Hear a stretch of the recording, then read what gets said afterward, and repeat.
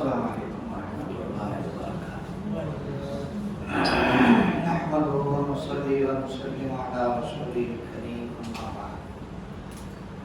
قال الله تبارك وتعالى: أعوذ بالله من الشيطان الرجيم، بسم الله الرحمن الرحيم، محمد رسول الله والذين معه أشداء على الكفار رحماء بينهم، صدق الله مولانا العظيم۔ میرے محترم دوستو، نبی کریم صلی اللہ علیہ وسلم کو اللہ رب العزت نے جو گھر والے عطا فرمائے تھے، آپ کی بیویاں، آپ کے بیٹے، آپ کی بیٹیاں، آپ کے نواسے، آپ کی نواسیاں، آپ کے داماد، یہ اہل بیت ہیں، آپ کے گھر والے ہیں، اور یہ ایسے گھر والے ہیں کہ پھر دھرتی پر ان جیسا کوئی پیدا نہیں ہوا۔ اور نبی کریم صلی اللہ علیہ وسلم کو اللہ نے جو صحابہ دیے، جو ساتھی دیے، وہ ایک سے لے کر آخر تک ایسے صحابہ تھے، ایک ایک ایسا جانثار تھا، وفادار تھا کہ اس جیسا جانثار اور وفادار ساتھی دھرتی میں نہیں دیکھا۔ پیدا تو کیا ہونا ہے، دیکھا بھی نہیں، سوچا بھی نہیں جا سکتا۔ آپ کے اہل بیت اور آپ کے صحابہ کے درمیان تعلق کیسا تھا، اللہ نے بتا دیا۔ ان کا صحابہ کا آپس میں، بھئی اہل بیت کی ایک حیثیت صحابہ کی بھی تو ہے نا، اللہ فرما رہے ہیں رحماء بینہم، یہ ایک دوسرے سے پیار کرنے والے ہیں، ایک دوسرے پر رحم کرنے والے ہیں، ایک دوسرے پر شفقت کرنے والے ہیں، یہ ایک دوسرے سے الفت رکھنے والے ہیں۔ ان کی آپس میں مودت محبت بے مثال ہے، جس کی محبت کی گواہی اللہ دے دیں، پھر بعد میں کسی کا ان پر بولنے کا یا رائے دینے کا کوئی حق بچتا ہے؟ کوئی کہے کہ صحابہ اور اہل بیت کی لڑائی تھی، کوئی صحابی حضور کے گھر والوں سے لڑ سکتا ہے؟ پہلے مجھے یہ بتائیں، کسی صحابی کی مجال ہے یا آپ کسی سے توقع کر سکتے ہیں کہ حضور نے اس کی تربیت کی ہو اور وہ لڑے تو کس سے؟ حضور کے اہل بیت سے۔ وہ لڑے تو کس سے؟ حضور کے اہل بیت سے۔ اہل بیت میں سب سے زیادہ نام سیدنا علی، سیدہ فاطمہ، حضرت حسین، ان کا لیا جاتا ہے، ان کا نام لیا جاتا ہے۔ حضرت حسین رضی اللہ تعالیٰ عنہ ابھی پیدا نہیں ہوئے تھے۔ حضور کی چچی ام فضل حضرت عباس رضی اللہ تعالیٰ عنہ کی اہلیہ خواب دیکھتی ہیں کہ حضور اکرم صلی اللہ علیہ وسلم کے جسم کا ایک ٹکڑا آپ کے جسم سے کٹ کر الگ ہو کر میری گود میں آ گرا ہے۔ اس بھیانک خواب سے ان کی آنکھ کھل گئی. وہ بہت روئیں، بہت پریشان ہوئیں کہ پتہ نہیں میرے نبی کے ساتھ کیا کوئی حادثہ پیش آنے والا ہے جو میرے نبی کے جسم کا ایک ٹکڑا ٹوٹ کر کٹ کر میری گود میں آ گرا. حضور کی خدمت میں صبح حاضر ہوئی اور کہا اللہ کے رسول میں نے بہت برا خواب دیکھا ہے، میں نے بہت برا خواب دیکھا ہے. رونے لگ گئی. آپ نے فرمایا کہ ام فضل 5 دفعہ خواب دیکھنے میں برا ہوتا ہے، اس کی تعبیر بہت اچھی ہوتی ہے. تم گھبراؤ نہیں، خواب سناؤ. چنانچہ خواب سنایا کہ اللہ کے رسول میں دیکھتی ہوں کہ آپ کے جسم کا ایک ٹکڑا کٹ کے ٹوٹ کے میری گود میں آ گرا. آپ نے فرمایا یہ تو بہت مبارک خواب ہے، اللہ فاطمہ کو بیٹا دیں گے اور وہ تربیت کے لیے تیری گود میں آئے گا. بیٹا فاطمہ کا ہوگا اور تربیت کون کرے گی؟ تربیت کون کرے گی؟ حضور کی چچی حضرت عباس کی اہلیہ ام فضل. چنانچہ حضرت حسین پیدا ہوئے. نبی کریم صلی اللہ علیہ وسلم کو خبر دی گئی. آپ نے بچہ پکڑا، اپنی زبان مبارک اس بچے کے منہ میں ڈالی. اس بچے کے جسم میں سب سے پہلی چیز اللہ کے نبی کا لعاب اور مبارک تھوک گیا. پھر دائیں کان میں نبی نے اذان دی، بائیں میں نبی کریم صلی اللہ علیہ وسلم نے اقامت کہی. پھر معاملہ چلتا گیا.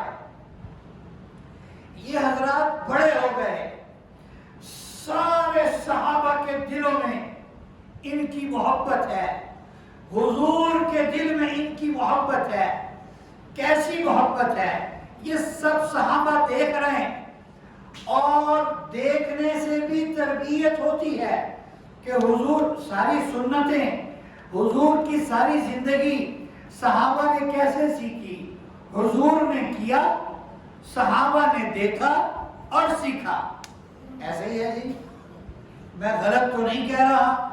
حضور نے کیا، صحابہ نے دیکھا اور پھر صحابہ نے سیکھا اور پھر ساری زندگی اس کو کیا. منبر پر خطبہ ارشاد فرما رہے ہیں. ان حسن اور حسین دونوں شہزادوں میں سے کوئی ایک یا دونوں بھاگتے ہوئے مسجد میں آئے. آپ منبر سے اتر کر گئے، تشریف لے گئے اور ان دونوں کو اٹھایا اور اپنے پاس بٹھایا. نماز پڑھا رہے ہیں، سجدے میں گئے ہیں، سجدہ لمبا ہو گیا. صحابہ پریشان ہو گئے، کیا مسئلہ ہو گیا؟ سجدہ لمبا کیوں ہو گیا؟ آج تو روٹین سے زیادہ لمبا سجدہ ہے. پتہ لگا کہ نماز کے دوران یہ دونوں یا ایک، حضرت حسین چھوٹے تھے کہ وہ تشریف لائے اور حضور سجدے میں حضور کے اوپر چڑھ گئے اور حضور نے کہا جب تک یہ نہیں اترے گا میں سجدے میں پڑا رہا. یہ محبت صحابہ نے دیکھی. سیدنا صدیق اکبر رضی اللہ تعالیٰ عنہ کا زمانہ آیا. وہ زمانہ سیدہ فاطمہ رضی اللہ تعالیٰ عنہ نے بہت تھوڑا، میرے خیال 6-7 مہینے دیکھا. اس زمانے میں ایک دفعہ نہیں کئی دفعہ حضرت حسین گم ہو گئے، گھر میں نہیں تھے، دائیں بائیں کسی گھر میں نہیں تھے، گلی محلے میں نہیں تھے. حضرت فاطمہ رضی اللہ تعالی عنہ تک بات پہنچی کہ حضرت حسین مل نہیں رہے. کہا کہ کہاں کہاں دیکھا ہے؟ کہ ساری جگہ دیکھ لیا. فرمانے لگی ابو بکر کے گھر میں دیکھا ہے. وہ یقیناً صدیق اکبر کے گھر میں ہوں گے۔ چنانچہ جب جانے والوں نے جا کے دیکھا تو حضرت حسین کہاں تھے؟ سیدنا صدیق اکبر رضی اللہ تعالیٰ عنہ کے گھر میں تھے۔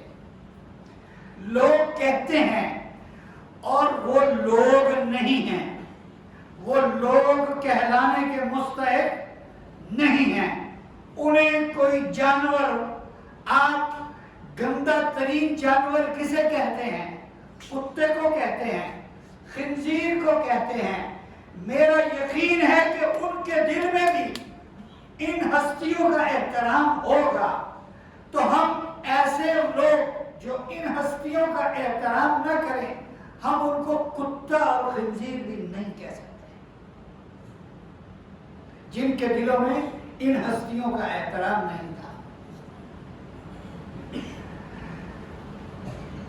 سیدنا صدیق اکبر رضی اللہ تعالیٰ عنہ کی زمانہ خلافت میں حضرت بلال رضی اللہ تعالیٰ عنہ نے آپ سے اجازت مانگ لی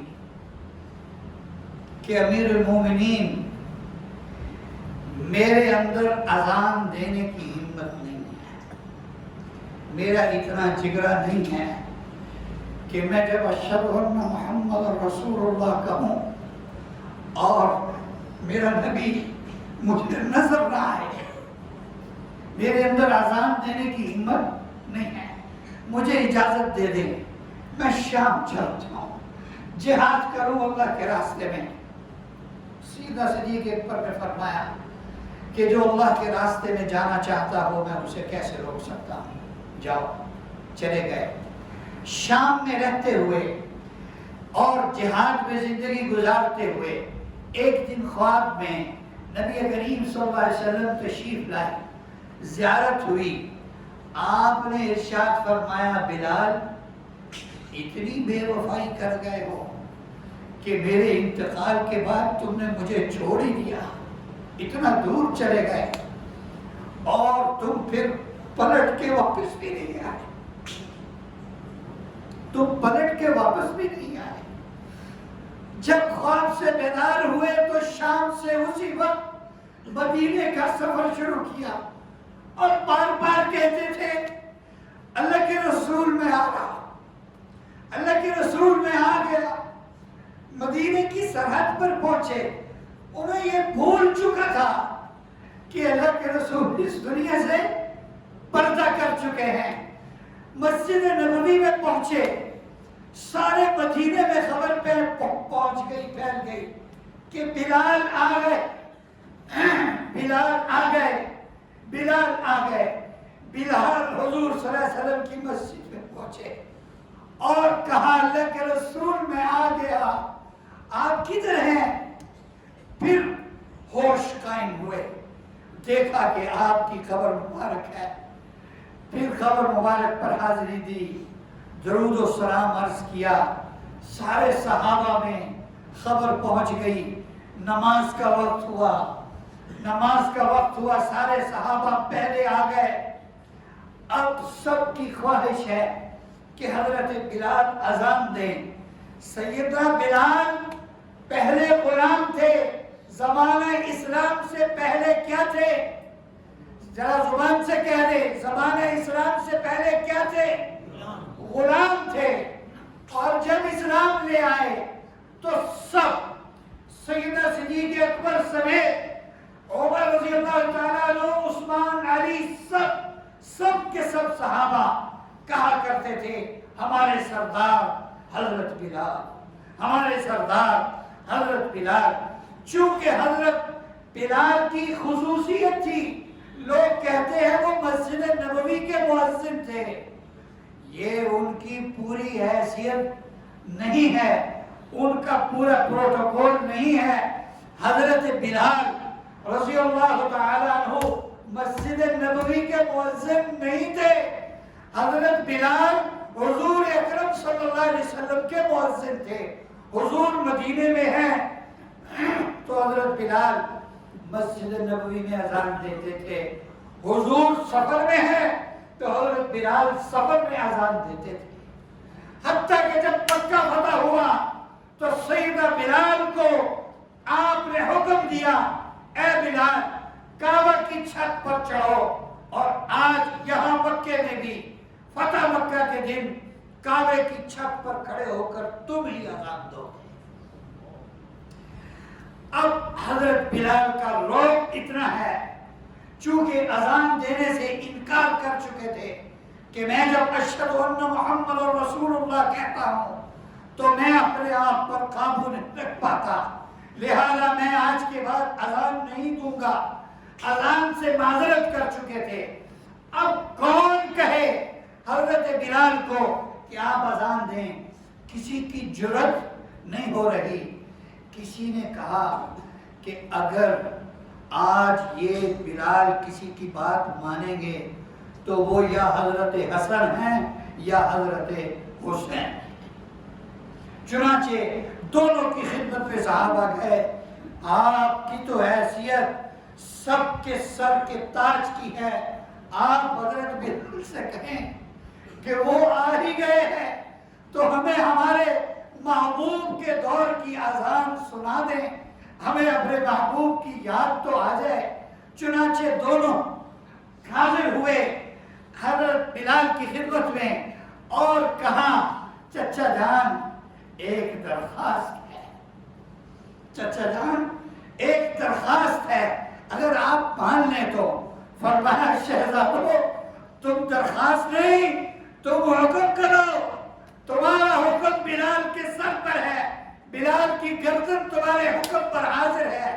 چچا جان پھر ہمیں اذان سنائے آج، چچا جان ہمیں آج اذان سنائے۔ چنانچہ ان کے کہنے پر حضرت بلال نے مسجد نبوی میں اذان دی، اور پھر اذان کے بعد جو ماحول پیدا ہونا تھا وہ ہوا۔ میں دیکھ رہا ہوں اس واقعے کو سن کر جو 1400 سال پہلے ہوا، آج کے لوگوں پر اس کا سن کر اثر ہے، تو صحابہ پر مسجد نبوی میں حضرت بلال کی آپ صلی اللہ علیہ وسلم کے مقدس دور کی اذان سن کر کیا کیفیت ہوئی ہوگی۔ لوگ کہتے ہیں صحابہ نے اہل بیت کا احترام نہیں کیا۔ اہل بیت کی بے احترامیت سے انسانیت بھی باقی نہیں رہتی۔ آپ صحابیت کی بات کرتے ہیں، آپ ولایت کی بات کرتے ہیں، آپ کسی کے ایمان کی بات کرتے ہیں، کچھ بھی باقی نہیں رہتا اہل بیت کی اگر کسی کے دل میں محبت نہیں ہے۔ حضرت ابوبکر کے زمانے میں ترتیب یہ تھی، سب کو وظیفہ ملتا تھا برابر۔ حضرت عمر رضی اللہ تعالیٰ عنہ نے آ کے گریڈ قائم کیے، حیثیتیں قائم کی کہ سب سے زیادہ حیثیت اصحاب بدر کی ہے۔ حضرت حسن اور حسین بدر میں شریک نہیں ہوئے، لیکن کہا کہ یہ امت محمدیہ کے شہزادے ہیں، ان سے بڑھ کر اور کوئی نہیں ہے، ان کو ہم اصحاب بدر کے برابر وظیفہ دیں گے۔ 5,000 چاندی کے سکے ماہانہ اصحاب بدر کا وظیفہ طے تھا، 5,000 ان دونوں شہزادوں کا وظیفہ طے تھا۔ عبداللہ بن عمر رضی اللہ تعالیٰ عنہ نے ایک دفعہ کہا، ابا جان آپ نے ایسے کیوں کیا ہے؟ میں ان سے سینئر ہوں، حضرت حسن اور حسین سے میں سینئر ہوں، وہ تو میرے ابھی بچے ہیں، آپ نے میرا وظیفہ تھوڑا 3,000 دیا ہے، اور آپ نے حضرت حسن اور حسین کا وظیفہ 5,000 اصحاب بدر کے برابر سب سے پہلے گریڈ پر رکھا ہے۔ حضرت عمر رضی اللہ تعالیٰ عنہ غصے میں آ گئے، فرمانے لگے تیرے پاس کچھ ہے؟ تو میرا بیٹا ہے، تیرے دادے نانے کو کوئی جانتا بھی نہیں ہے، اور تو حضرت حسن اور حسین کو جانتا ہے وہ کون ہے، ان کا باپ کون ہے، ان کی ماں کون ہے، اور پھر تو ان کے نانے کو جانتا ہے وہ کون ہے؟ کیا تیرے پاس اس کے نانے کی برابری کا کوئی ہے؟ آج اگر تیرا باپ امیر المومنین بنا ہوا ہے تو حضرات حسنین کے نانے کی برکت سے تیرا باپ امیر المومنین بنا ہوا ہے۔ حضرت عمر کے ہاں یہ مقام تھا۔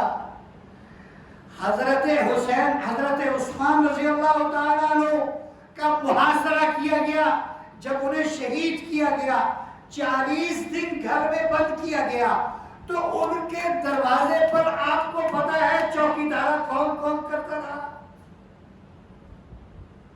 پتا ہے کسی کو؟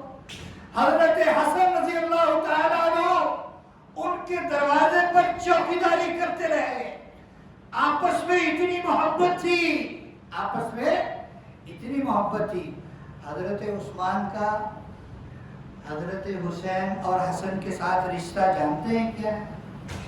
حضرت عثمان حضرت حسن و حسین کے کیا لگے؟ خالو لگے۔ لوگ کہتے ہیں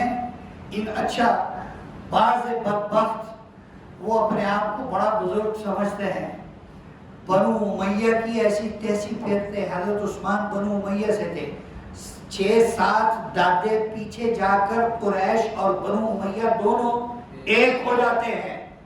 6-7 دادے پیچھے جا کر بنو امیہ اور بنو قریش دونوں ایک ہو جاتے ہیں۔ بنو امیہ کے ساتھ حضور کے 2 رشتے ہیں۔ بنو امیہ حضور کا سسرال بھی ہے۔ ابو سفیان رضی اللہ تعالی عنہ کی بیٹی سیدنا امیر معاویہ رضی اللہ تعالی عنہ کی بہن ام حبیبہ رضی اللہ تعالی عنہا ام المومنین ہیں اور ازواج مطہرات میں سے ہیں، سسرال بھی ہے۔ اور بنو امیہ حضور کا سندھیانہ بھی ہے۔ سندھیانہ سمجھتے ہیں؟ کڑم، جسے ہم پنجابی میں، یہ ہمارے کڑم ہیں۔ 2 رشتے ہیں حضور کے بنو امیہ کے ساتھ، ایک کڑماچاری بھی ہے اور ایک آپ کا سسرال بھی ہے۔ دونوں طرف سے بنو امیہ کے تمام خاندان کی عزت و احترام اور ان کے مرتبے کا لحاظ ہمارے اوپر ضروری ہے، لیکن ہماری زبانیں چلتی۔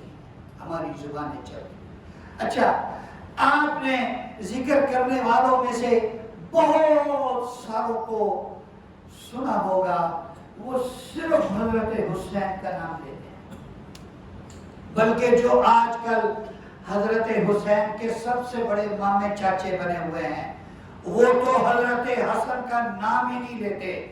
اللہ کی قسم کھا کے کہتا ہوں، اللہ کے گھر میں بیٹھ کے کہتا ہوں، اگر جھوٹ ہو تو جو سزا دے دیں، وہ جو حضرت حسین کا نام لے کر سارا کچھ کرتے ہیں، وہ پیٹ سے دل سے حضرت حسن پر لعنت کرتے ہیں۔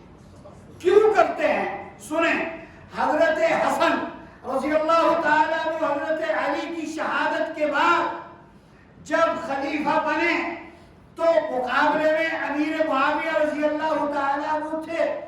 دونوں حضرت حسن، حضرت حسین، حضرت امیر معاویہ دونوں انتہائی بردبار، انتہائی حکمت اور بصیرت والے۔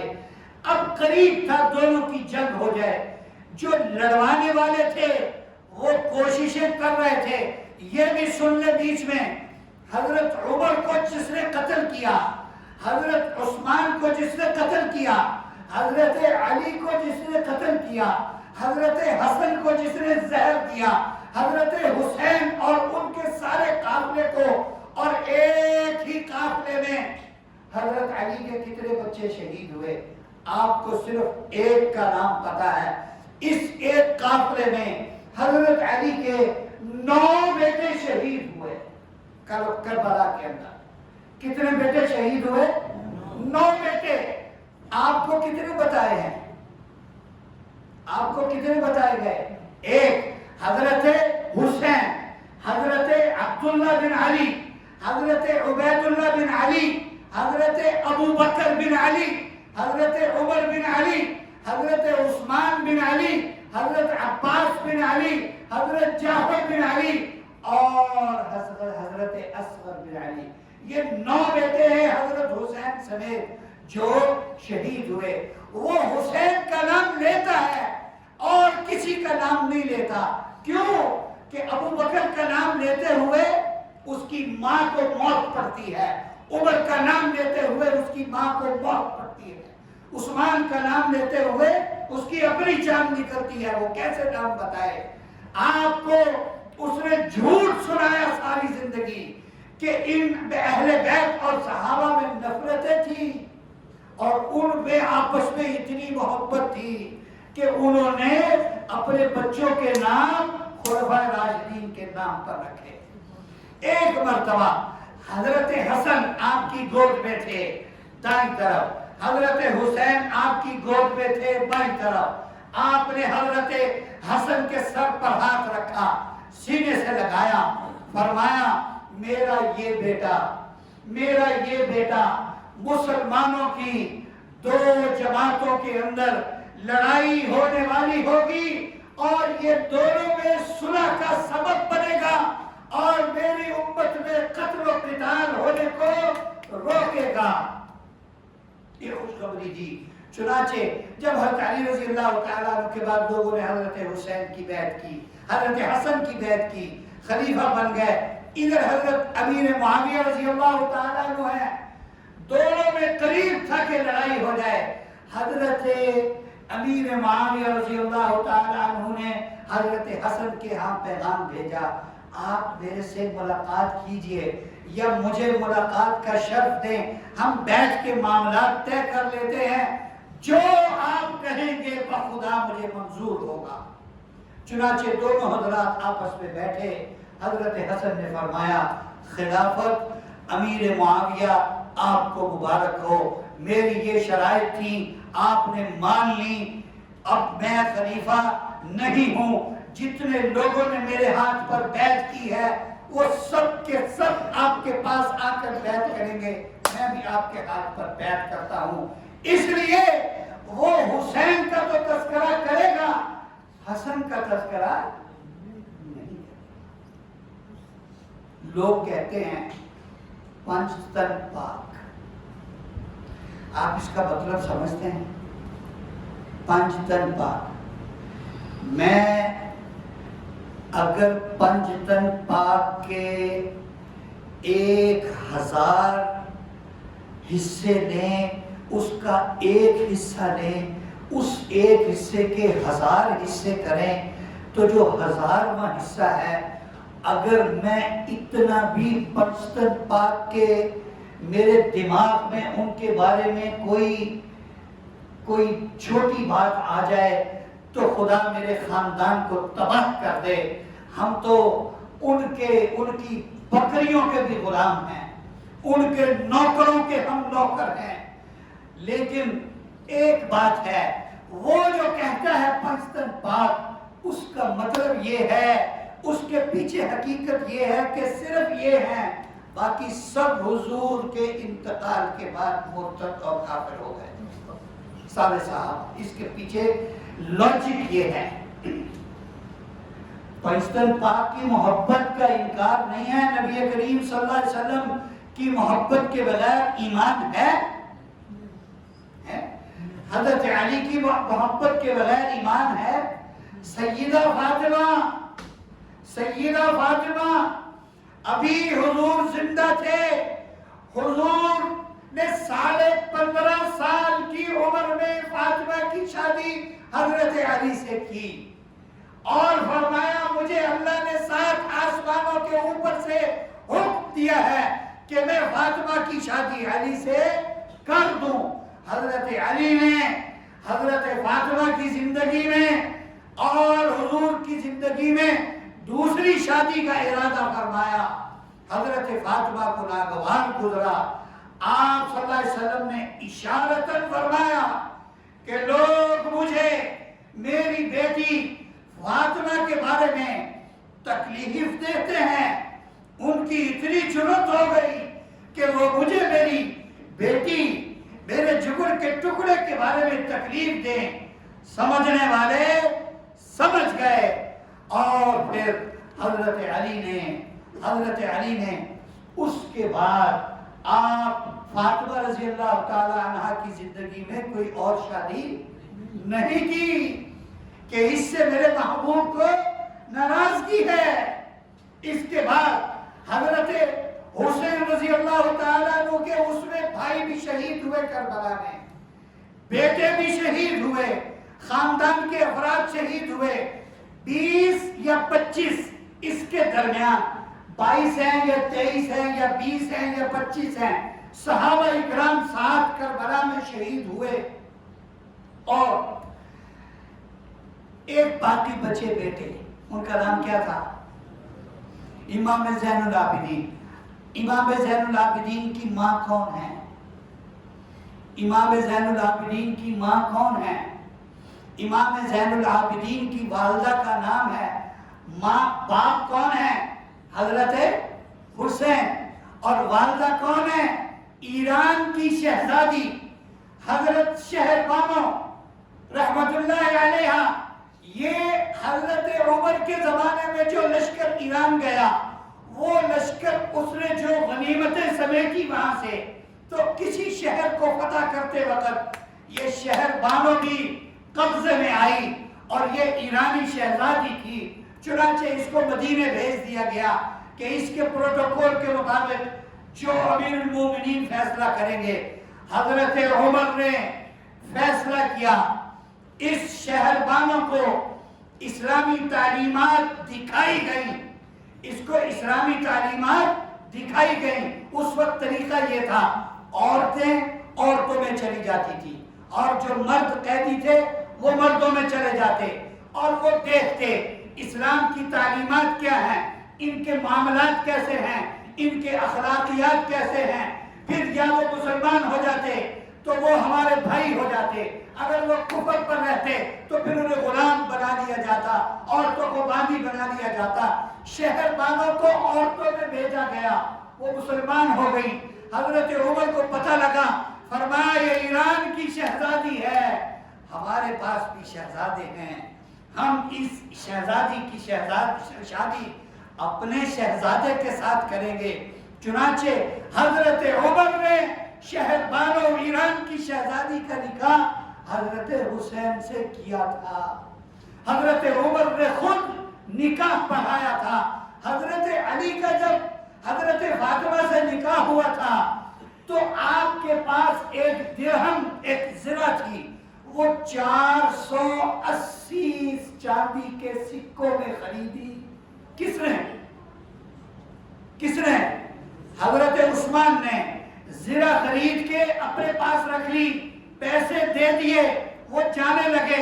فرمایا علی یہ زرہ آپ کو میری طرف سے ہدیہ ہے، اور بھی سارے خرچے کا بندوبست کیا۔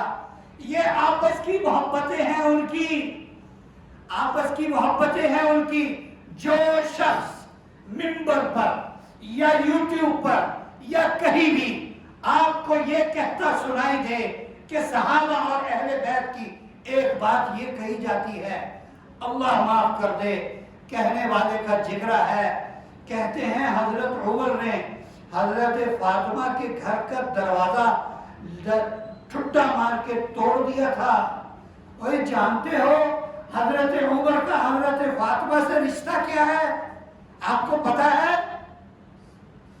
حضرت فاطمہ اور حضرت علی سے حضرت عمر کا رشتہ کیا ہے؟ حضرت عمر داماد ہیں حضرت علی اور فاطمہ رضی اللہ تعالیٰ عنہ، اور داماد بیٹا ہوتا ہے، ساس سسر باپ کی جگہ ہوتے ہیں۔